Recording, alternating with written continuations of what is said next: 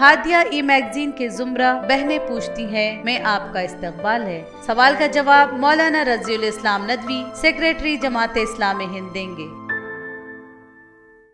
السلام علیکم ورحمۃ اللہ وبرکاتہ۔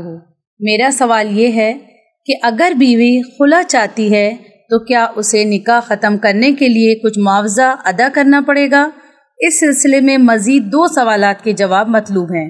پہلا سوال یہ کہ کیا زیورات، پراپرٹی یا دوسری چیزیں جو شوہر کی کمائی سے ہوں اور بیوی کے قبضے میں ہوں، کیا انہیں عورت کی طرف سے شوہر کو واپس کرنا ہوگا؟ اور دوسرا سوال یہ کہ کیا زیورات، پراپرٹی یا دوسری چیزیں جو بیوی کی کمائی سے ہوں اور شوہر کے قبضے میں ہوں تو کیا شوہر انہیں بیوی کو واپس کرے گا؟ بسم اللہ الرحمن الرحیم۔ اگر کوئی عورت اپنے شوہر کے ساتھ نہیں رہنا چاہتی تو شریعت اس کو اجازت دیتی ہے کہ وہ شوہر سے علیحدگی کا مطالبہ کرے اور شوہر کو چاہیے کہ اسے منظور کر لے۔ اصطلاح میں اسے خلا کہتے ہیں۔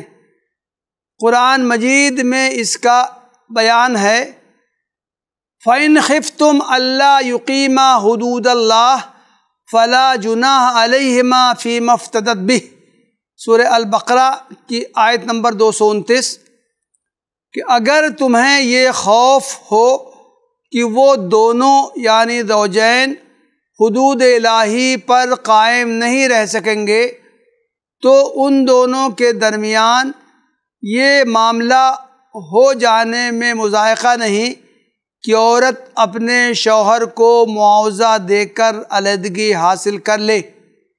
اللہ کے رسول صلی اللہ علیہ وسلم کے زمانے میں خلا کے بعض واقعات پیش آئے تھے۔ ان میں آپ صلی اللہ علیہ وسلم نے یہ فیصلہ کیا تھا کہ عورت کو شوہر کی طرف سے جو مہر ملا ہے اسے وہ واپس کر دے۔ یہ صحیح بخاری میں اور دوسری حدیث کی کتابوں میں یہ واقعہ مذکور ہے۔ اس بنا پر فقہا کی رائے یہ ہے کہ شوہر نے عورت کو مہر میں جو کچھ دیا تھا خلا کی صورت میں اس سے زیادہ واپس لینا اس کے لیے جائز نہیں ہے۔ لیکن بعض فقہا کے نزدیک چونکہ قرآن مجید میں خلا کی صورت میں عورت کی طرف سے صرف دینے کی بات کہی گئی ہے، کوئی مقدار متعین نہیں کی گئی ہے، اس لیے معاملہ کچھ بھی طے ہو سکتا ہے۔ نکاح کے موقع پر عورت کو شوہر کی طرف سے زیورات یا دوسری چیزوں کی شکل میں جو تحائف ملتے ہیں، علیحدگی کی صورت میں ان کو واپس لینا شریعت کی نگاہ میں پسندیدہ نہیں ہے۔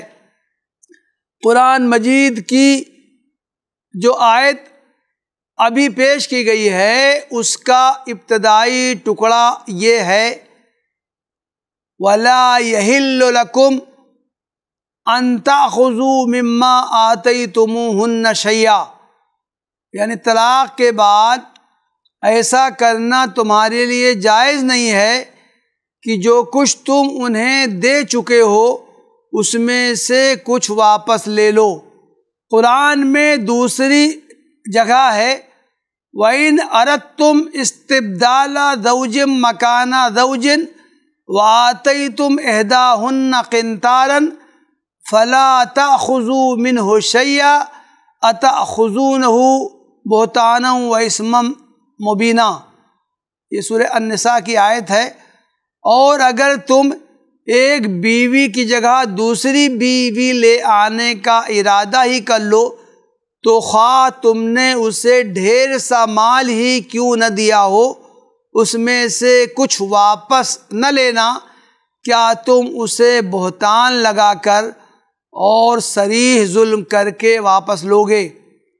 اور حدیث میں اللہ کے رسول صلی اللہ علیہ وسلم نے ارشاد فرمایا ہے، الذی یعود فی ہبتہ کالکلب یرجع فی قیئہ، یہ صحیح بخاری کی حدیث ہے کہ جو شخص کوئی تحفہ دے کر واپس لیتا ہے وہ اس کتے کے مثل ہے جو قے کر کے اسے دوبارہ چاٹ لے۔ ان آیات اور حدیث سے استنباط کرتے ہوئے فقہا نے کہا ہے کہ شوہر کی طرف سے بیوی کو جو چیزیں زیورات، زمین جائیداد، پراپرٹی وغیرہ دی گئی ہوں ان کو واپس لینا اس کے لیے جائز نہیں ہے۔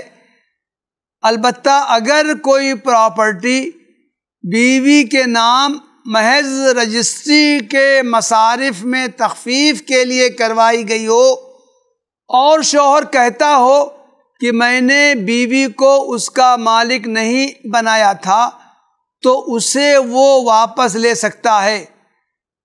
اسی طرح اگر بیوی کے زیورات، پراپرٹی یا دوسری چیزیں شوہر کے قبضے میں ہوں تو محض قبضہ کی وجہ سے وہ ان کا مالک نہیں سمجھا جائے گا اور بیوی کی طلب پر انہیں واپس کر دینا اس کے لیے ضروری ہوگا۔ خلاصہ یہ کہ اگر کوئی چیز دوسرے کو دے کر اسے اس کا مالک بنا دیا گیا ہو تو اسے واپس لینا جائز نہیں ہے، البتہ اگر وہ چیز دیتے وقت صراحت نہ کی گئی ہو تو برادری کے عرف و رواج کا اعتبار کیا جائے گا۔ اگر عرف میں تحائف ملکیت کے طور پر دیے جاتے ہیں تو انہیں واپس لینا جائز نہ ہوگا، لیکن اگر وہ صرف استعمال کے لیے دیے جاتے ہوں اور ان پر دینے والے کی ملکیت باقی رہتی ہو تو ان کو واپس لینا جائز ہے۔ وآخر دعوانا ان الحمد للہ رب العالمین۔